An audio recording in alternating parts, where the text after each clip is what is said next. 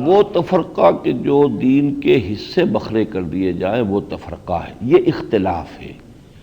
اور اختلاف و امتی رحمتن یہ حدیث بھی ہے، اور یہ سارے اختلافات مبنی ہیں مختلف روایات پر، اور یقین سے میں کہہ سکتا ہوں کہ یہ سارے جو بھی مسلک ہیں ہمارے، حضور نے اس کے مطابق عمل کیا ہے، اور ان چیزوں میں جن چیزوں میں حضور نے رکھی ہے یہ گنجائش، اس میں ہمیں تنگی نہیں کرنی چاہیے۔ کبھی آپ نے ہاتھ کھول کر نماز پڑھ لی ہے، کبھی یہاں ہاتھ باندھ لیے ہیں، کبھی یہاں باندھ لیے ہیں، اور اس میں جو عجیب بات آپ کو نظر آئے گی اگر ذرا غور کریں کہ نماز میں 95% اتفاق ہے ہمارا، اختلاف صرف ان چیزوں میں ہے کہ جس میں کانگریگیشن جو ہے جماعت، اس کی فارمیشن ٹوٹتی نہیں ہے۔ 1400 برس ہو گئے اور کتنی بڑی امت ہے یہ، کہیں یہ نہیں ہے کہ جیسے کہ نماز میں رکوع ایک ہے سجدہ بھی ایک ہے۔ اب اگر یہ بھی کسی کی رائے ہوتی تو وہ ایک سجدہ کر کے کھڑا ہو جاتا اور دوسرا جو ہے ابھی دوسرا سجدہ کرتا، جماعت ٹوٹ جاتی، کانگریگیشن پریڈ جو ہے وہ ٹوٹ جاتی۔ یہ اختلاف ہے نہیں کہیں، وہی ہے، ایک رکوع ہے، پھر کھڑے ہونا ہے، پھر سجدے میں جانا ہے، پھر بیٹھنا ہے، پھر سجدے میں، یہ ہے، اس میں کوئی اختلاف نہیں۔ 4 رکعتیں ہیں، 3 ہیں، 2 ہیں، کوئی اختلاف نہیں۔ تو جماعت اسی کو کہتے ہیں، ایسی مونوٹنی بھی نہیں چاہیے، اختلاف کا جو ہے وہ بھی ایک رنگ ہوتا ہے، اس میں وسعت پیدا ہو جاتی ہے۔ ان اختلافات کی وجہ سے یہ جو ہو جاتا ہے تم اور میں اور تم تو کافر ہی ہو گئے ہو، بس ہم مسلمان رہ گئے، یہ ہے حماقت، پاگل پن۔ ان چیزوں کے اندر جو ہے وہ روایات ہیں، سب کے پاس دلائل ہے۔ اب اگر وہابی یا اہل حدیث کہتے ہیں کہ صاحب یہ 20 رکعتیں ثابت نہیں، ٹھیک ہے، دلیل ہے ان کے پاس، وہ کہتے ہیں کہ حضور نے صرف 8 رکعت پڑھی ہے، 20 ثابت نہیں، ٹھیک ہے، لیکن حضور نے پھر جماعت کروائی ہے 8 کی صرف 3 دن، پھر 30 دن آپ نہ کرائیں جماعت۔ ہماری دلیل یہ ہے، اس لیے کہ ہماری دلیل یہ ہے کہ تم پر لازم ہے میری سنت اور میرے خلفائے راشدین کی سنت۔ حضرت عمر نے یہ 20 کا نظام قائم کر دیا، اور 30 کا دن یا 29 دن یہ نماز ہوتی ہے، جبکہ حضور نے صرف 3 دن جماعت کرائی ہے، چوتھے دن نہیں کرائی،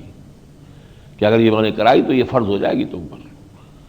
تو اس لیے جن چیزوں میں دلیل میں، ایک اور میں نے درس میں بتایا تھا کہ حضور نے فرمایا کہ کوئی شخص عصر کی نماز نہ پڑھے جب تک بنو قریظہ کے ہاں نہ پہنچ جائے۔ اب حدیث تو ایک ہی ہوئی، اب کچھ لوگوں نے دیکھا کہ نماز تو ہماری عصر جو ضائع ہو رہی ہے، وہ قضا ہو رہی ہے، اب ان میں اختلاف ہو گیا۔ ایک نے کہا حضور کا مطلب یہ تھا کہ ہم جلد از جلد بنو قریظہ کے علاقے میں پہنچ جائیں، اس لیے تاکیداً آپ نے یہ کہا تھا، یہ نہیں کہا تھا کہ نماز قضا کر دینا۔ کچھ نے کہا نہیں صاحب، حضور نے فرمایا تھا کہ نماز مت پڑھنا جب تک کہ پہنچ نہ جاؤ، اب قضا ہوتی ہے یا جو بھی ہوتی ہے، حضور کا حکم ہم نے تو ماننا ہے۔ دونوں نے علیحدہ علیحدہ اپنی رائے پر عمل کیا۔ حضور کو جب بتایا گیا، حضور نے کہا دونوں نے ٹھیک کیا، دونوں نے ٹھیک کیا۔ ایک نے حضور کے قول کی حکمت معلوم کی، اس پر عمل کر لیا، ایک نے کہا حکمت ہم نہیں جانتے، جو الفاظ ہیں حضور کے ہم اس پر عمل کریں گے، ٹھیک ہے بھائی۔ دونوں کی تصویب کی، اتنی وسعت دی ہے اللہ کے رسول نے ہمیں ان چیزوں کے اندر، ورنہ تو یہ کہ نماز بھی عصر کی ضائع کر دی، لیکن یہ کہ نہیں، آپ نے فرمایا نہیں ٹھیک ہے، جس نے میری رائے کا، میری قول کا یہ مطلب سمجھا اور اس کے مطابق عمل کر لیا وہ بھی ٹھیک ہے، اور جس نے میری قول کا یہ مطلب سمجھا اس نے عمل کر لیا وہ بھی ٹھیک ہے۔ تو اس میں کوئی تفرقہ نہیں، اس میں تو اپنے سینوں کو کشادہ کیجئے۔ آج بھی ایک صاحب کہہ رہے تھے کہ وہ وتر یہاں پر پڑھائے جائیں اہل حدیث حضرات کی طرح، یا حرمین کی طرح نماز پڑھائی جائے، مجھے کوئی اس میں اعتراض نہیں ہے، لیکن میں یہ سوچتا تھا کہ میں پہلے اس کے لیے ذہناً لوگوں کو تیار کر لوں۔ تو اگلی 23ویں شب میں انشاءاللہ جب میرا بیان ختم ہوگا تو میں اس کو لوگوں کے سامنے رکھ دوں گا کہ اس کے لیے ہمیں کشادہ ذہن رکھنا چاہیے۔ وہ نماز کا طریقہ بھی حرمین میں اسی طرح پڑھی جا رہی ہے، اب یہ کہ حنفی طریقہ وہ نہیں ہے تو ٹھیک ہے، ہمارے حنفی طریقے سے پڑھتے ہوئے میں آج 21 راتیں ہو گئی ہیں، تو اگر ہم 1-2 رات وہ طریقہ اختیار کر لیں گے تو کوئی کفر تو نہیں ہو جائے گا۔